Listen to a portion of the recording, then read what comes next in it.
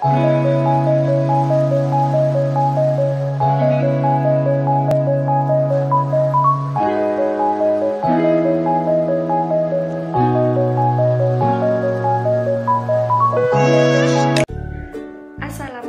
warahmatullahi wabarakatuh. Perkenalkan, nama saya Nur Sofiatul Hidayatullah, NIM 18020301015 dari program studi Pendirian Ekonomi Universitas Jember.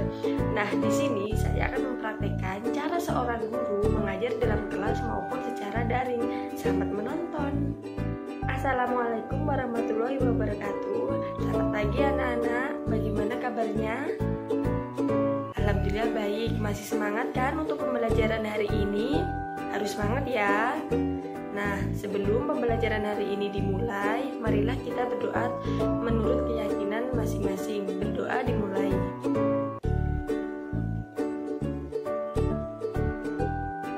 Dapat diakhiri. Nah, sebelum kita memasuki pembelajaran hari ini, Ibu mau mengulas sedikit apakah masih ingat untuk pembelajaran minggu kemarin? Coba, apakah ada yang ingin menjawab?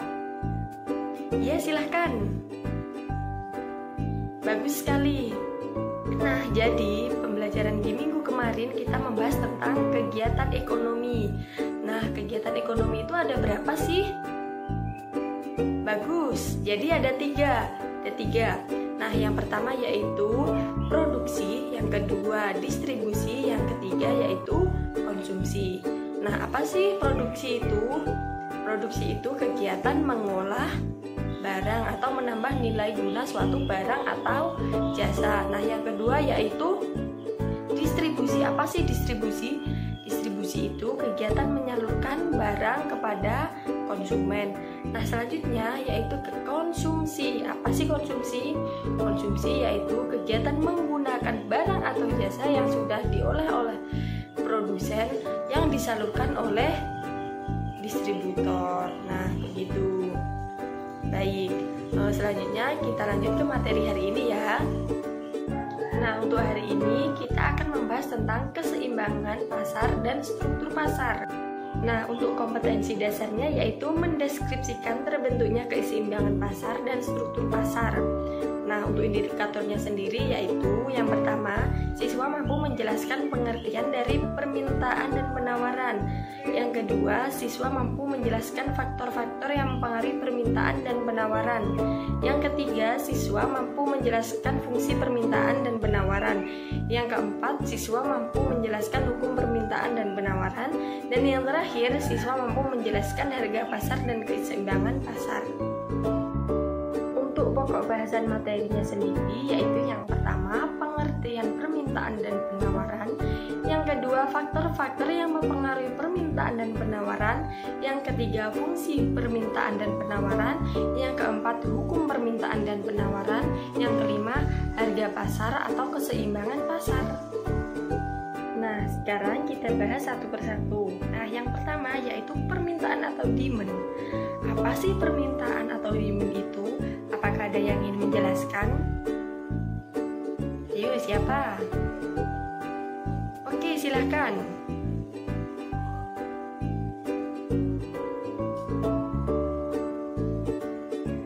Bagus sekali. Nah, jadi benar. Permintaan adalah jumlah produk, baik barang maupun jasa, yang diinginkan konsumen pada berbagai tingkat harga selama jangka waktu tertentu. Nah, permintaan ini keinginan konsumen membeli suatu barang pada berbagai tingkat harga selama periode tertentu. Nah, jadi itu pengertian permintaan secara gamblang. Nah, selanjutnya jenis-jenis permintaan. Nah, jenis-jenis permintaan ini dibagi menjadi tiga, yaitu yang pertama ada permintaan absolut, yang kedua permintaan efektif, yang ketiga permintaan potensial. Apa sih permintaan absolut itu? Nah, permintaan absolut itu permintaan yang tidak didukung oleh daya beli. Jadi, permintaan ini mengarah pada angan-angan saja. Nah, setiap manusia bisa dipastikan memiliki permintaan absolut. Seperti orang berangan-angan ingin membeli mobil namun tidak memiliki daya beli. Nah, yang kedua yaitu permintaan efektif. permintaan efektif merupakan permintaan konsumen terhadap barang dan jasa yang dilakukan sesuai dengan daya beli yang dimiliki. Jadi kalau permintaan efektif ini konsumen memiliki daya beli untuk membeli suatu barang atau jasa. Yang ketiga yaitu permintaan potensial. Permintaan potensial ini merupakan permintaan terhadap barang dan jasa yang disertai dengan daya beli tetapi belum melakukan pembelian. Nah, jadi seorang konsumen sudah memiliki daya beli, sudah mempunyai angan-angan tapi belum melakukan pembelian. Jadi begitu. Nah, selanjutnya yaitu faktor-faktor yang mempengaruhi permintaan. Nah, di sini faktor-faktor yang mempengaruhi permintaan ada 7. Yang pertama yaitu harga barang itu sendiri, yang kedua tingkat pendapatan, yang ketiga kualitas barang, yang keempat selera masyarakat, yang kelima intensitas kebutuhan konsumen, yang keenam ada harga barang lain, yang ketujuh yaitu perkiraan keadaan di masa mendatang. Nah, mari kita bahas satu persatu. Nah, yang pertama tadi harga barang itu sendiri. Nah, apabila suatu barang semakin murah, maka permintaan terhadap barang tersebut akan semakin bertambah. Begitu juga sebaliknya. Ketika harga suatu barang semakin naik, maka permintaan terhadap barang tersebut akan semakin turun. Nah, contohnya harga sepatu merek harganya 250.000 mengalami penurunan harga menjadi 125.000. Nah, karena adanya diskon 50% ini menyebabkan permintaan suatu sepatu merek ini mengalami kenaikan. Begitu juga sebaliknya. Maka permintaan akan mengalami penurunan. Dari contoh tersebut dapat disimpulkan bahwa harga akan mempengaruhi suatu permintaan. Nah, yang kedua yaitu tingkat pendapatan.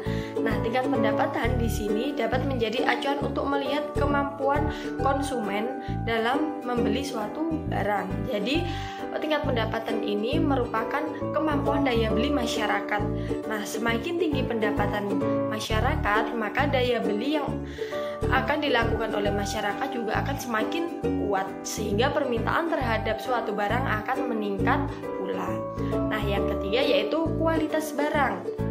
Nah, kualitas barang ini banyak orang atau konsumen menyukai barang yang berkualitas, sehingga semakin bagus kualitas suatu barang, maka permintaan barang tersebut juga akan mengalami peningkatan. Begitu juga sebaliknya. Jika kualitas barang tersebut tidak bagus, maka permintaan terhadap suatu barang akan mengalami penurunan. Nah, selanjutnya ada selera masyarakat. Nah, faktor penentu permintaan yang paling jelas adalah selera konsumen atau selera masyarakat. Contohnya, apabila seseorang lebih menyukai barang bermerek, maka permintaan terhadap barang bermerek akan semakin tinggi meskipun harganya mengalami kenaikan. Contohnya, akhir-akhir ini banyak orang yang berolahraga menggunakan sepeda, sehingga banyak orang yang membeli sepeda. Walaupun kita ketahui harganya sepeda itu juga tidak murah kan, pasti mahal. Nah, jadi dengan demikian permintaan sepeda akan mengalami kenaikan. Nah, selanjutnya yaitu intensitas kebutuhan konsumen. Nah, faktor ini berpengaruh terhadap jumlah barang yang diminta. Kebutuhan terhadap suatu barang yang sifatnya tidak mendesak, akan tapi menimbulkan permintaan masyarakat terhadap barang tersebut rendah. Berlaku sebaliknya, apabila kebutuhan terhadap suatu barang tersebut meningkat, contohnya dengan meningkatnya curah hujan, maka intensitas kebutuhan akan payung akan meningkat. Jadi masyarakat semuanya akan membeli payung. Kalau tidak membeli payung, akan membeli jas hujan atau mantel. Nah, selanjutnya harga barang lain.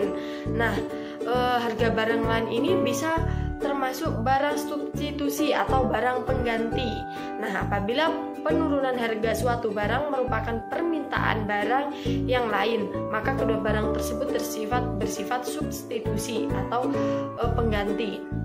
Di sisi lain, apabila penurunan harga, maka kedua barang tersebut apabila penurunan harga suatu barang meningkatkan permintaan barang lain, maka kedua barang tersebut bersifat komplement. Contohnya, ketika harga sabun merek A mengalami kenaikan, maka konsumen bisa membeli sabun merek B yang harganya tidak mengalami kenaikan. Dengan demikian, permintaan sabun merek B akan mengalami kenaikan dan sabun merek A akan mengalami penurunan. Selain itu, barang komplementer. barang yang saling melengkapi atau mempengaruhi. Contohnya, kopi dan gula. Ketika harga kopi naik, maka permintaan kopi akan turun. Karena disebabkan harganya penurunan kopi, maka ketika masyarakat mengkonsumsi bersamaan dengan gula, nah maka permintaan keduanya akan mengalami penurunan. Begitu juga sebaliknya, ketika harga kopi turun, maka permintaan gula yang mengalami kenaikan karena permintaan kopi juga naik. Nah, selanjutnya yaitu yang terakhir, perkiraan keadaan di masa mendatang. Nah, faktor ini juga dapat dipengaruhi oleh permintaan konsumen terhadap barang atau jasa saat ini. Misalnya, apabila konsumen berharap dapat memperoleh pendapatan yang lebih tinggi di bulan depan, maka konsumen berharap akan bersedia untuk membelanjakan tabungan saat ini untuk membeli sebuah barang. Contohnya, konsumen memprediksi harga beras 3 bulan ke depan akan mengalami kenaikan. Nah, konsumen tersebut akan melakukan pembelian beras dalam jumlah yang banyak sehingga permintaan beras akan mengalami kenaikan. Jadi seperti itu penjelasan dari faktor-faktor yang mempengaruhi permintaan. Selanjutnya yaitu fungsi permintaan. Ada 3 penjelasan tentang fungsi permintaan, yaitu yang pertama, fungsi permintaan merupakan fungsi yang mencerminkan hubungan antara variabel harga atau price P dengan variabel jumlah barang yang diminta atau quantity demand QD. Nah, yang kedua yaitu grafik fungsi permintaan mempunyai slope negatif atau miring ke kiri.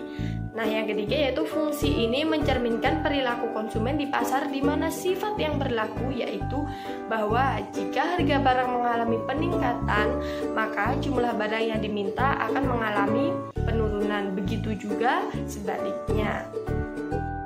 Ini adalah kurva permintaan. Nah, kurva permintaan ini berslop atau gradien negatif. Nah, kurva permintaan sendiri berjalan dari kiri atas ke kanan bawah. Nah, faktor-faktor yang mempengaruhi perubahan atau pergeseran kurva permintaan yaitu harga barang dan pendapatan konsumen.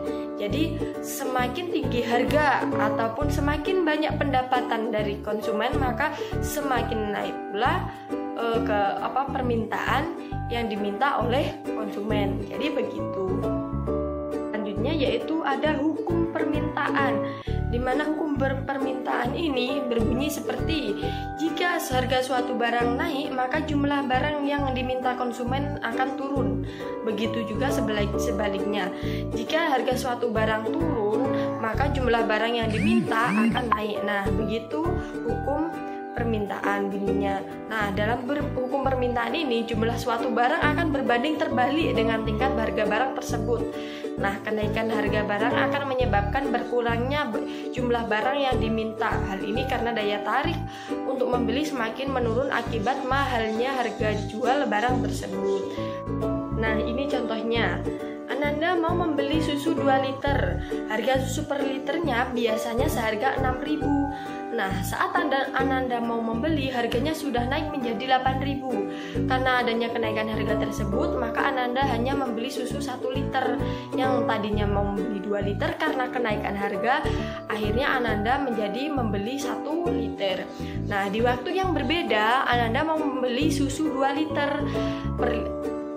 Pada saat Ananda datang ke toko, harga susu sedang mengalami penurunan menjadi 5.000 per liternya.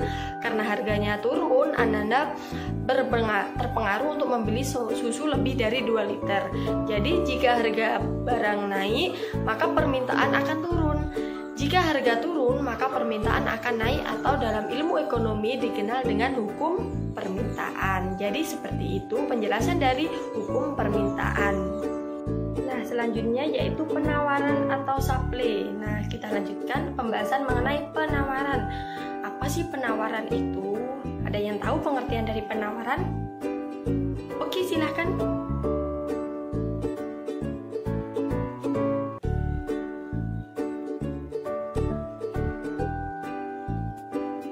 Baik, bagus sekali. Jadi jawabannya benar sekali.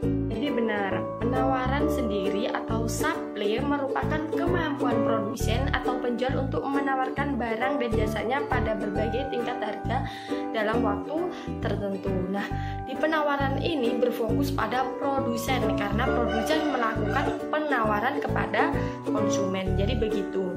Selanjutnya yaitu macam-macam penawaran.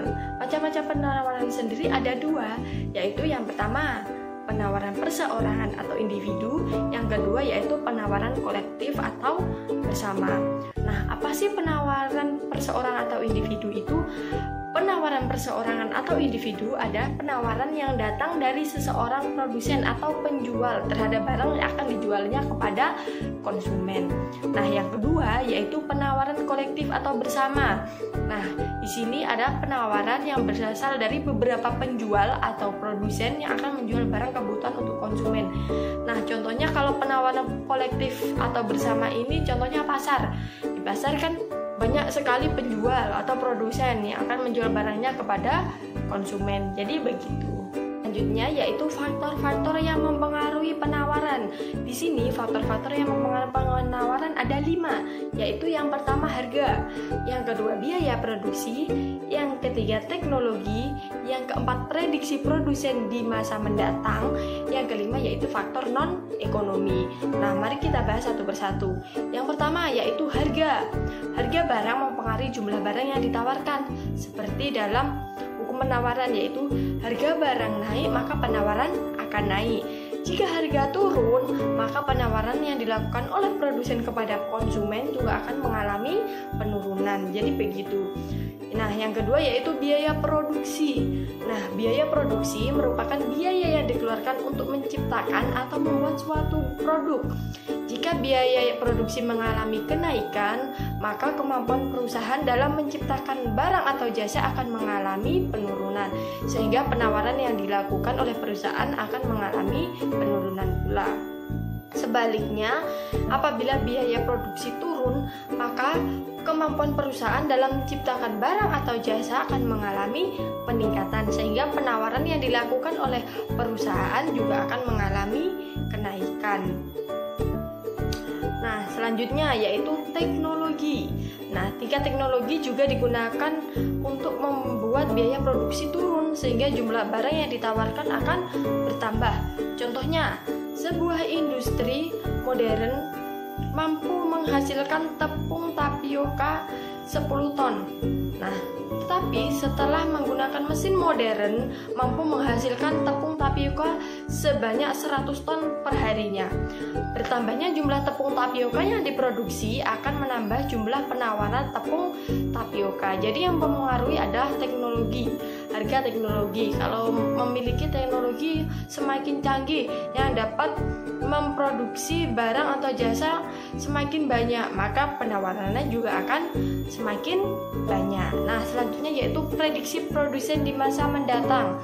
Nah, jika suatu produsen memprediksi kenaikan harga beras di bulan depan, maka produsen tersebut akan mengurangi stok penjualan beras. Dengan membatasi stok, produsen berharap akan mendapatkan keuntungan penjualan di bulan depan. Jadi produsen menimbun dulu beras untuk dijual kembali di bulan depan agar mengalami keuntungan. Nah, selanjutnya yang terakhir yaitu faktor non-ekonomi. Faktor non-ekonomi ini merupakan faktor yang dapat mempengaruhi penawaran di luar faktor ekonomi, seperti bencana alam. Contohnya, banjir bandang dapat menyebabkan gagal panen padi. Akibat gagal panen, penawaran beras akan mengalami penurunan. Jadi seperti itu. Selanjutnya kita bahas mengenai fungsi penawaran. Sama dengan fungsi permintaan, ada 3 penjelasan, yaitu yang pertama, fungsi penawaran merupakan fungsi yang mencerminkan hubungan antara variabel harga suatu barang atau price dengan variabel jumlah barang yang ditawarkan atau QS, quantity supply. Nah, yang kedua yaitu grafik fungsi permintaan mempunyai slope positif. Kalau fungsi permintaan mempunyai slope negatif, kalau fungsi penawaran memiliki slope positif, miring ke kanan. Nah, fungsi ini mencerminkan perilaku produsen di pasar, di mana sifat yang berlaku yaitu bahwa jika harga barang mengalami peningkatan, maka jumlah barang yang ditawarkan akan mengalami peningkatan pula, begitu juga sebaliknya. Nah, ini gambar dari grafik fungsi penawaran atau kurva penawaran. Kalau gambar kurva penawaran sendiri, tadi kan sudah dijelaskan bahwa berslope positif. Kalau kurva penawaran sendiri berjalan dari kanan atas ke kiri bawah.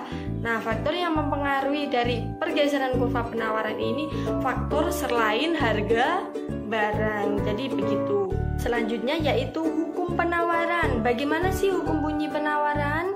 Nah, hukum penawaran berbunyi jika harga suatu barang naik, maka jumlah barang yang ditawarkan produsen akan naik pula. Begitu juga sebaliknya. Jika harga suatu barang turun, maka jumlah barang yang akan ditawarkan oleh produsen juga akan mengalami penurunan. Contohnya dari hukum penawaran sendiri, seorang pedagang daging bersemangat menawarkan daging dengan harga 150.000 per kilogramnya dari harga 120.000 karena akan mendapatkan keuntungan lebih. Sebaliknya, ketika harga daging mengalami penurunan dari 120.000 mengalami penurunan menjadi 95.000 per kilogramnya, maka pedagang tersebut akan menurunkan penawaran daging karena keuntungan yang didapatkan sangat kecil. Jadi seperti itu, tergantung dari penurunan harga atau kenaikan harga. Nah, selanjutnya yaitu yang terakhir kita membahas mengenai keseimbangan pasar atau market equilibrium. Nah, keseimbangan pasar ini dipengaruhi oleh harga, di mana harga adalah kemampuan suatu barang atau jasa yang dinyatakan dengan uang. Nah, dengan adanya harga, orang menjadi lebih mudah dalam melakukan tukar menukar dan kita dapat membandingkan nilai suatu barang. Nah, harga barang adalah harga yang disepakati oleh penjual dan pembeli pada saat melakukan transaksi. Nah, harga pasar sering disebut juga harga keseimbangan. Nah, sebab harga tersebut menjadi telah ada keseimbangan antara permintaan dan penawaran barang. Jadi, keseimbangan pasar atau harga keseimbangan itu merupakan titik temu antara permintaan dan penawaran. Jadi, harganya berada di titik keseimbangan. Contohnya, ketika harganya 4.000, permintaan yang diminta oleh konsumen sebanyak 400. Nah, penawaran yang dilakukan oleh produsen juga sebanyak 400. Jadi sama atau seimbang. Nah, ini jadi keseimbangan pasar atau market equilibrium ini adalah harga yang terjadi di pasar yang merupakan kesepakatan antara penjual supply atau dan juga pembeli atau demand. Nah, yang kedua yaitu keseimbangan dapat dihitung dengan menggunakan fungsi permintaan dan fungsi penawaran, yaitu D sama dengan S yang terbentuk menjadi titik keseimbangan. Nah, selanjutnya yaitu titik keseimbangan terbentuk pada pertemuan harga dan jumlah atau QE atau PE. Jadi titik, nah ini kurvanya yaitu berada di titik E, di mana price dan kuantitinya itu sama. Jadi begitu. Nah, dari sini apakah sudah dipahami? Apakah bisa dipahami atau ada yang ditanyakan? Baik, kalau tidak ada, nah ini bisa kita lihat grafik dari keseimbangan pasar, di mana berada di titik E, titik keseimbangan pasar, di mana price atau harganya dan kuantiti yang diminta oleh konsumen itu sama. Jadi berada di titik keseimbangan antara permintaan dan juga penawaran. Jadi begitu. Nah, dari sini apakah ada yang ditanyakan? Apakah sudah paham? Baik, kalau begitu. Nah, jadi kesimpulan pada materi hari ini yaitu struktur pasar dan keseimbangan pasar, yaitu yang pertama ada konsep permintaan, di mana ketika harga barang naik, maka permintaan yang dilakukan oleh konsumen akan semakin turun. Begitu juga sebaliknya, ketika harga turun, maka permintaan yang akan diminta oleh konsumen akan mengalami peningkatan. Nah, selanjutnya yaitu konsep penawaran. Konsep penawaran ini, jika harga suatu barang naik, maka penawaran yang dilakukan oleh produsen juga akan naik. Begitu juga sebaliknya. Ketika harga suatu barang mengalami penurunan, maka penawaran yang dilakukan oleh produsen juga akan mengalami penurunan. Jadi kesimpulannya hari ini yaitu seperti itu. Untuk pembelajaran hari ini sampai di sini, apakah ada yang ditanyakan? Jika tidak ada, baiklah kita akhiri. Untuk pertemuan minggu depan kita akan membahas mengenai elastisitas penawaran dan permintaan. Nah, apabila dari materi hari ini ada yang belum dipahami, bisa langsung tanya ke Ibu melalui chat atau PC atau ketemu langsung bisa. Nah, semoga ilmu yang Ibu sampaikan hari ini bermanfaat. Kurang lebihnya Ibu mohon maaf. Wassalamualaikum warahmatullahi wabarakatuh.